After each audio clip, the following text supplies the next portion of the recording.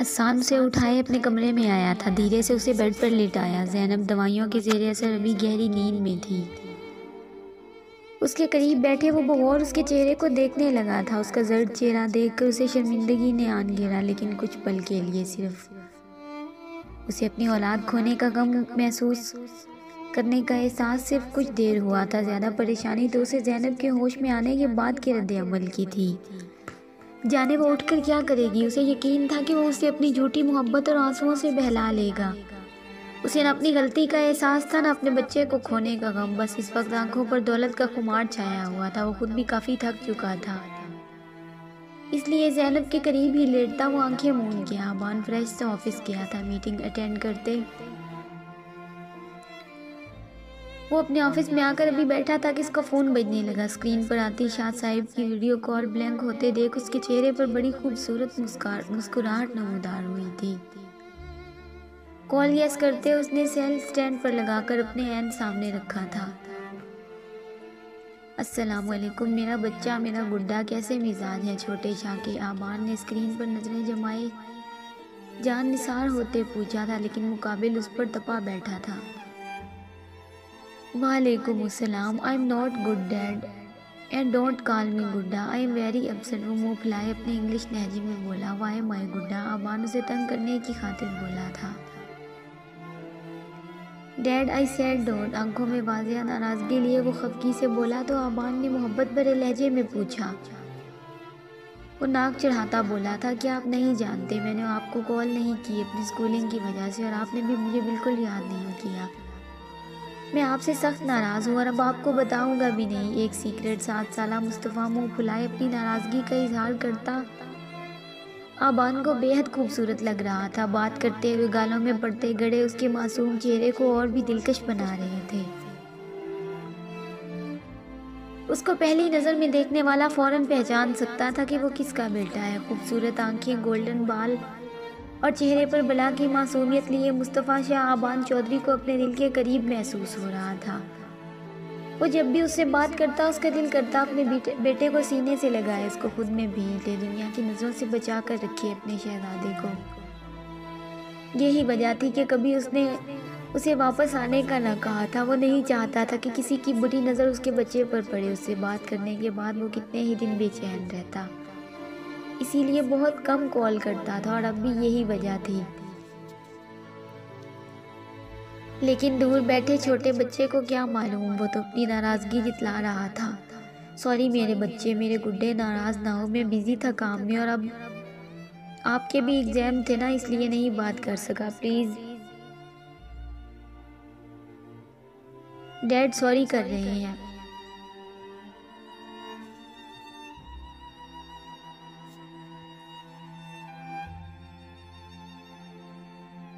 माफ़ कर दो। आबान मासूमियत से मुंह लटकाता बोला तो ना चाहते हुए भी मुस्तफ़ा को उस पर थोड़ा तरस आ गया था। ओके, लेकिन मैं फिर भी सीक्रेट रिवील नहीं करूँगा। क्यों भाई, अब तो नाराज़गी भी ख़त्म हो गई, फिर क्यों नहीं बता सकते? बस अब मेरा मूड नहीं है, वो कंधे उचकाता बोला।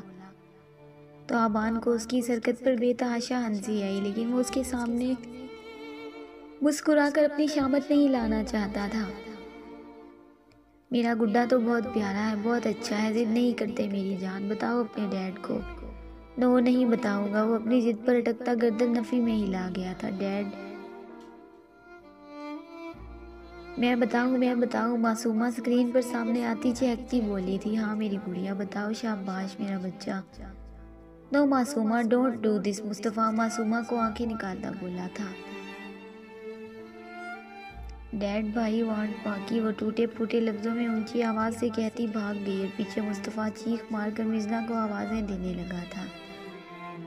अच्छा बस भी करो, नाराज़गी बुरी बात है, और बताओ उन्हें तुम और नानो कुछ दिन तक उनके पास जाने वाले हो। मिज़ना मासूमा को उठाने करीब आते सारी बात बता गई थी और कहती हुई काउच पर बैठ गई। आबान ने एक नज़र उस पर डाली जो मासूमा को उठाए गुजरते बुलंद आवाज़ में कह रही थी। मिज़ना ने उसे माफ़ कर दिया था और ज़ारून से भी अक्सर उसकी बात हो जाती थी। मुस्तफ़ा की देखा देखी छोटी सी मासूमा भी उसे डैड कहती और आबान को उसका कहना बहुत प्यारा लगता था। मिजना और ज़ारून ने खुद मुस्तफ़ा को आबान से बात करने की इजाज़त दी थी। मिजना आबान से उसका हक नहीं छीनना चाहती थी। वो उसका बेटा था, उसकी नस्ल का अमीन था। वो अपने बच्चे पर हक रखता था और इस बात से किसी को कोई इख्तलाफ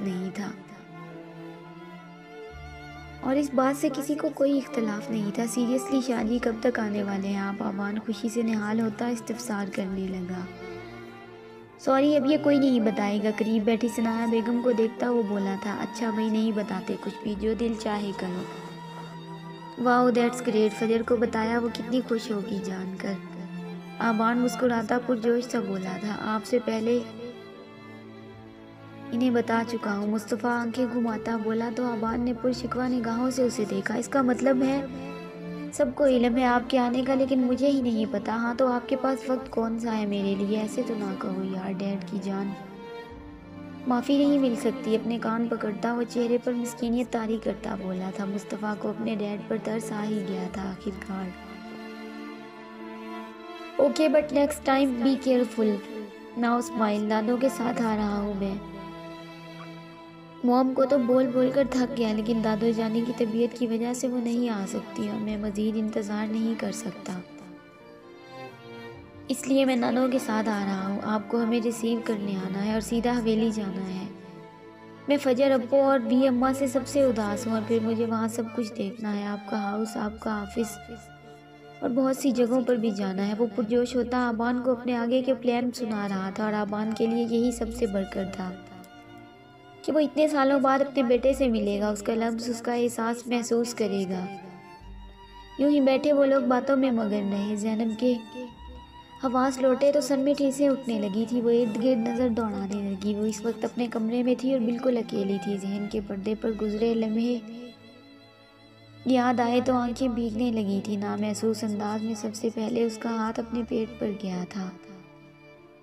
अपने अंदर कुछ खोने का एहसास शिद्दत में इससे महसूस हुआ। क्या था वो शख्स? उसने हर लिहाज से उसके साथ गुजारा करने की कोशिश की थी, खुद को उसके सामने बिल्कुल झुका लिया था, लेकिन आखिरकार क्या सिला मिला? उसकी दुनिया उजाड़ दी गई और वो औलाद जिसको भी उसने सही तरह महसूस भी ना किया था, उसका बुरी तरह से कत्ल कर दिया गया। वो जानती थी वो बिल्कुल भी अपने किए पर शर्मसार नहीं हुआ होगा।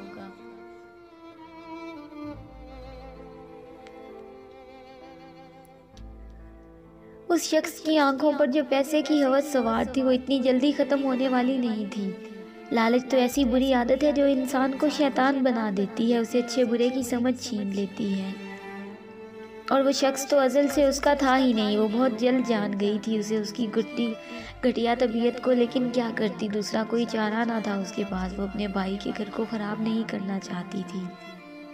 निम्रा का हद दर्जा बुरा रवैया और सफाक तबीयत से वो अच्छी तरह वाकिफ थी। जानती तो कहाँ जाती।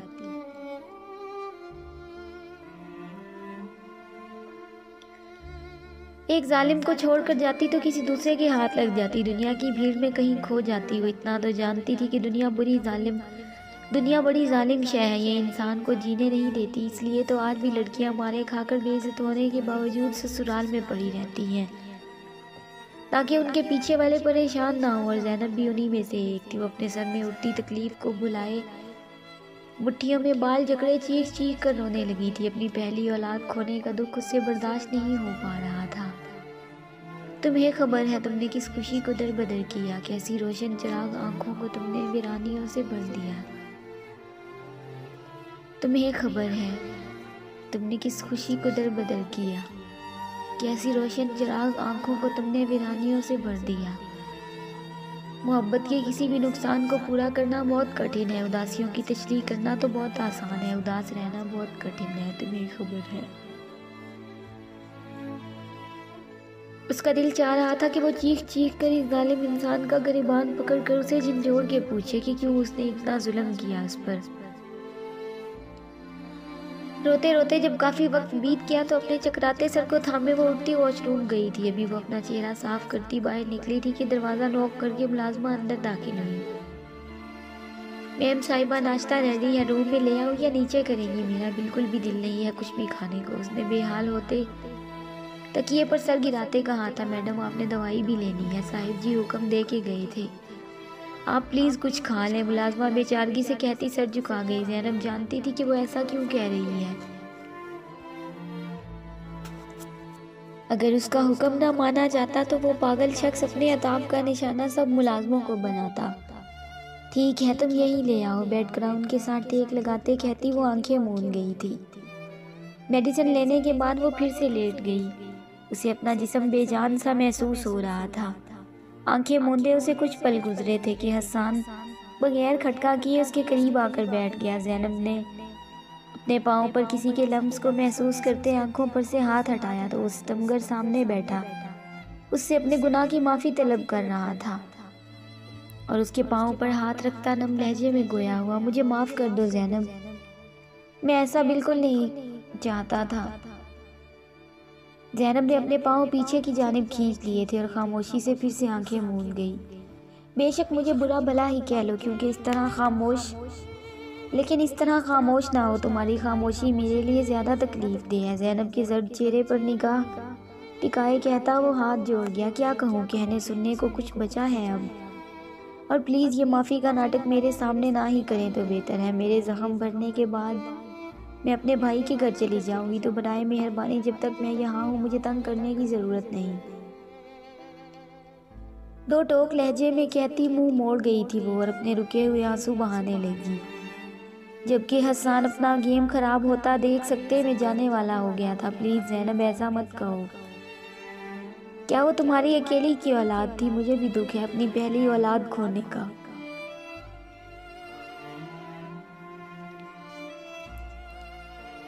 आखिरी बार मुझे माफ़ कर दो, दोबारा कभी ऐसी गलती नहीं करूँगा। तुम्हें ऑफिस नहीं जाना ना जाओ, तुम्हें जो ठीक लगता है वही करो, लेकिन खुदारा ये जुल्म नहीं। भीगे लहजे में वो कहता उसकी दूसरी जानिब आया था। ज़ैनब प्लीज़ एक आखिरी बार, इल्तिजा करने वाले अंदाज में वो उसका हाथ थामने लगा था। जब ज़ैनब झटके से उससे दूर हुई, हसन जाए यहाँ से, मुझे इस वक्त आपसे शदीद किस्म की नफरत महसूस हो रही है। ये ना हो कि मैं कोई बड़ा कदम उठा लूँ। निकले मेरे कमरे से जल्दी, बेतासुर लहजे में कहती वो उठकर बैठी। ज़ैनब हसन तो उसके लहजे की सख्ती पर हैरान रह गया था। जाओ यहाँ से हसन, तुम्हें समझ क्यों नहीं आ रही? करीब पड़ा जग वो हाथ मारकर ज़मीन पर गिराते हुए चीखी थी। जा रहा हूँ, प्लीज़ रिलैक्स। परेशान होता वो तेज़ी से कमरे से बाहर निकला था। दिमाग पर चोट आने से कहीं साइको तो नहीं हो गई ये औरत? अपना फ़ोन हाथ में घुमाता वो खुद से हम कलाम हुआ। अब इसका क्या करूं? बुड्ढे को कहीं चैन नहीं और अंदर ये एक नया ड्रामा लगा कर बैठ गई है। लापरवाही से कहता वो झिंझलाता हुआ बाहर निकल गया था। वो सुबह उठा तो नज़र करीब सोई निम्रा पर पड़ी। उसके चेहरे पर सोए हुए भला की मासूमियत थी, लेकिन कौन जानता था कि वो कितनी जहरीली ज़बान की मालिक है। उसके नर्म और नाजुक सरापे से निगाहें हटाता वो सर झटकते उठता फ्रेश होने के लिए चला गया। पीछे निम्रा ने अपना कब का रोका सांस बहाल किया था। माथे पर ठंडक होने के बावजूद पसीना नमूदार होने लगा। रात भर वो उसके बारे में सोचती रही थी। अगर उसका शौहर किसी दूसरी लड़की के साथ, उसने अपनी सोच को झटकते झिंझलाते हुए इस्तग़फ़ार कहा था। गुजरी एक रात में उसने जितना उसका सख्त रवैया महसूस किया था, इतना तो उसने 2 साल में न किया। उसका कल का रद्द अमल उसे बुरी तरह महसूस हुआ। यही वजह थी कि उसने खुद को बदलने और उसे राज़ी करने की ठान ली।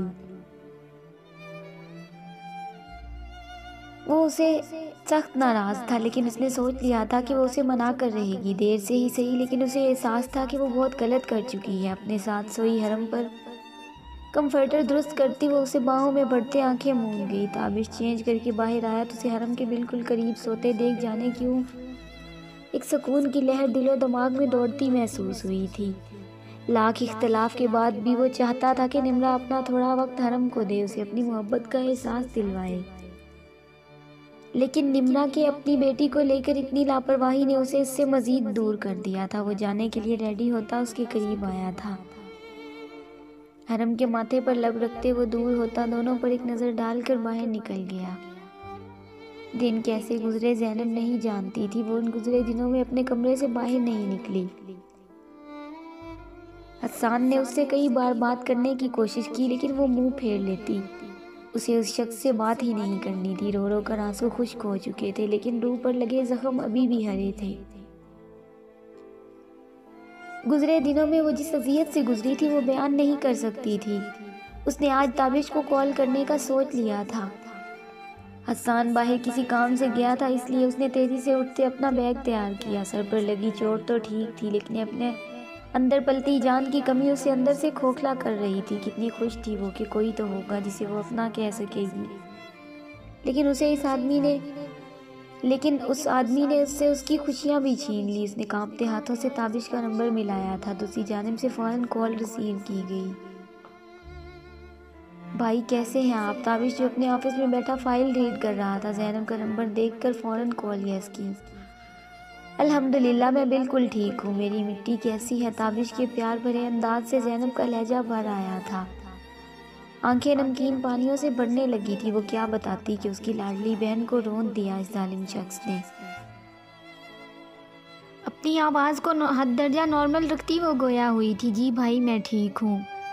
जारी है दोस्तों। उम्मीद है आपको वीडियो पसंद आएगी। अगर वीडियो अच्छी लगे तो इसे लाइक और अपने दोस्तों के साथ शेयर लाजमी करें। और अगर आप मेरे चैनल पर नए हैं तो चैनल को सब्सक्राइब करें और साथ में लगे घंटी के बटन को ज़रूर दबाएं ताकि हर नई वीडियो का नोटिफिकेशन आप दोस्तों तक सबसे पहले पहुंच सके। मिलते हैं नेक्स्ट एपिसोड में। तब तक के लिए अपना ख्याल रखें और दुआओं में याद रखें। अल्लाह हाफिज़।